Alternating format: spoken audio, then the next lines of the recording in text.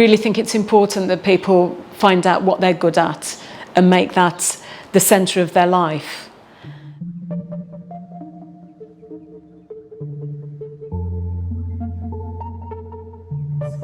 The main components of it, clay, obviously.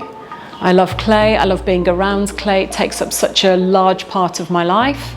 Adventure, being away from people. Kayaking I absolutely love. We discovered kayaking a year ago because of COVID and the anxieties that COVID brought around, and we bought a second-hand tandem kayak and decided to escape onto the sea. The connection with nature, I think, was one of the attractions, and discovering a part of Malta that we hadn't seen before. So my husband, I have to mention my husband first, because he's so supportive of everything that I do. He's a real rock, and I think because of him it's enabled me to do ceramics. Because he's been around encouraging me, I felt the freedom to settle down with my medium, to change jobs and to go full-time self-employed with it. I was never restricted by him from doing that. We're very supportive of each other. I mean, it is a good relationship in that way.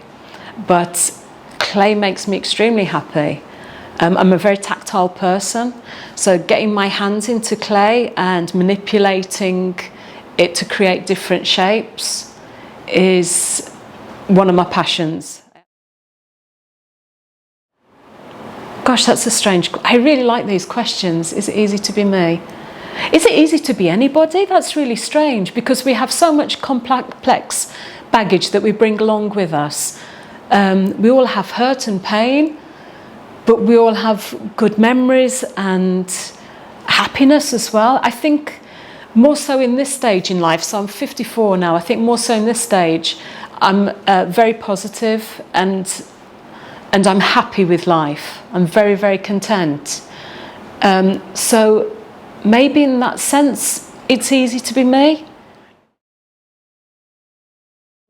Leaving full-time employment to go self-employed myself, because I wasn't sure of the direction of the business. I'm not a businesswoman. I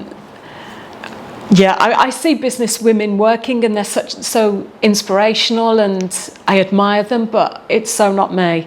I went into the business having a feeling that it would succeed. Well, I'm really happy with how things are going. It could have fallen flat on its face. But then if that had happened, then I would have moved on. It would have become part-time again. I think honesty is very, very important. I think keeping deadlines is very, very important. Trying to find ways to work with clients. So if someone comes to you and says, can you do this? The answer isn't no. You try and find a way that you would be able to work around what the client wants. I think you can build up really sincere, purposeful relations with clients. Most of my clients do become friends. I think that is a really wonderful thing about the medium, is it lets me into into their lives, and there's a connection formed. Through the pandemic, I was thinking that people would become more generous and open with one another. And I saw glimmers of hope with that as the pandemic started. But I think people got fatigue from it. And I think we're right back to where we started before the pandemic happened. I've got a really good group of friends, so I don't know whether I can judge it from the friends that are around me. I really think it's important that people find out what they're good at and make that the centre of their life. I think I'm happy with what I do, but I've worked for a long time to get to this stage. For a lot of people, they're unhappy in their jobs, unhappy with relationships, and it can be so easy to get into that because of fear of change.